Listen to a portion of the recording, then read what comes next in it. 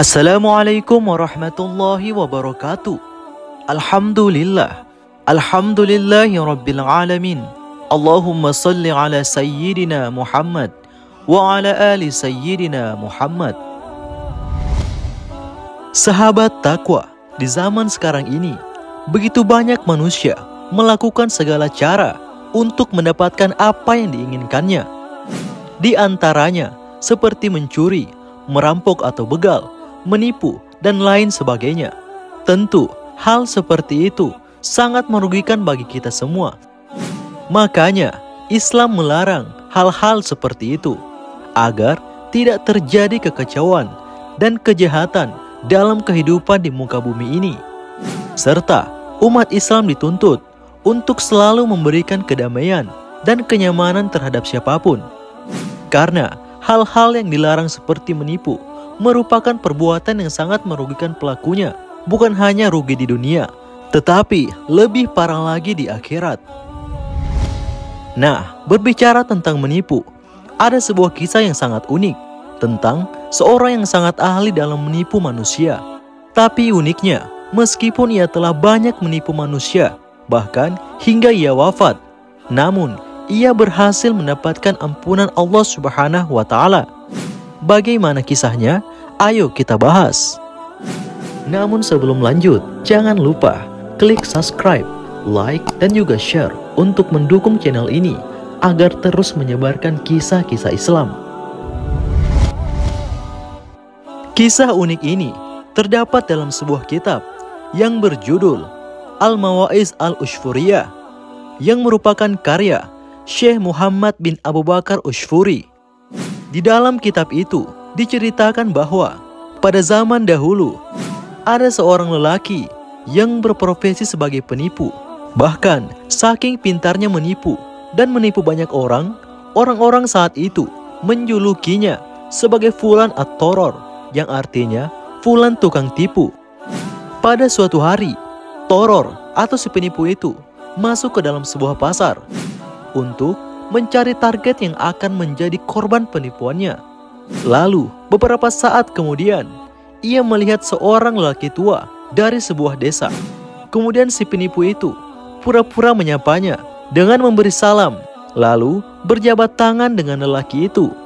Penipu itu berkata, "Anda adalah teman dekat ayahku. Aku ingin mentraktirmu hari ini." Lalu lelaki tua itu keheranan dan menjawab, "Aku tidak mengenalmu dan juga tidak mengenal ayahmu." Kemudian penipu itu berkata lagi, "Oh, mungkin Anda lupa. Anda itu sebenarnya teman ayahku. Aku mengenalmu. Makanya hari ini aku ingin mentraktirmu karena Allah Ta'ala." Kemudian Toror si penipu itu masuk ke sebuah warung makan sambil mengajak lelaki tua dari desa itu. Lalu si penipu itu kemudian memanfaatkan kesempatan dengan membeli kepala kambing, roti, dan makanan lainnya. Karena adat yang berlaku di daerah itu adalah seorang pembeli akan membayar setelah selesai makan. Maka ketika si penipu itu selesai menyantap makanannya dan hanya tersisa sedikit, ia pun beraksi dengan tipuannya, yaitu ia pun pura-pura ingin ke toilet untuk buang air kecil. Namun ketika lelaki dari desa yang ditraktir itu ingin keluar dari warung, tiba-tiba penjual makanan datang meminta bayaran. Penjualnya berkata, "Bayar dulu, jangan pergi." Lelaki itu pun kaget dan berkata, "Saya ditraktir orang tadi, Pak." Lalu pemilik warung itu berkata lagi, "Aku tidak mau tahu siapa yang mentraktir dan siapa yang ditraktir. Pokoknya makanan yang kalian beli harus dibayar." Dengan hati terpaksa, lelaki desa itu membayar makanan yang telah dibeli oleh Toror si penipu itu. Selama masa hidup si penipu itu selalu melakukan penipuan. Ia telah banyak menipu orang-orang di daerah itu. Hingga pada suatu ketika, penipu itu jatuh sakit, dan di saat menjelang kematiannya, ia sadar bahwa ketika seorang wafat, maka jika diceritakan kebaikannya saat hidup di dunia, maka akan diampuni oleh Allah Subhanahu wa Ta'ala.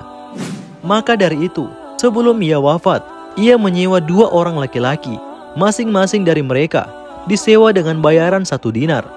Si penipu itu pun memberi mereka 2 dinar dan berkata, "Nanti kalau aku telah mati, ketika kalian mengiring jenazahku, katakan kalau aku ini adalah orang yang sangat soleh dan baik. Jangan berhenti mengatakan itu hingga aku selesai dikubur." Lalu pada suatu hari, si penipu itu pun wafat.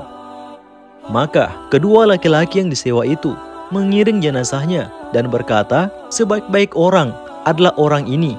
Ia adalah orang yang sangat soleh dan baik." Kedua laki-laki itu tak henti-hentinya berkata demikian hingga orang-orang selesai mengubur jenazah si penipu itu, lalu kemudian pulang. Kemudian dua malaikat Mungkar dan Nakir mendatangi si penipu itu untuk memberi pertanyaan. Tapi tiba-tiba terdengar seruan, "Hai kedua malaikat, tinggalkan hambaku. Sesungguhnya hambaku hidup dengan tipuan dan meninggal dengan tipuan pula." Akhirnya si penipu itu diampuni oleh Allah Subhanahu wa Ta'ala berkat kesaksian dua saksi meskipun keduanya disewa.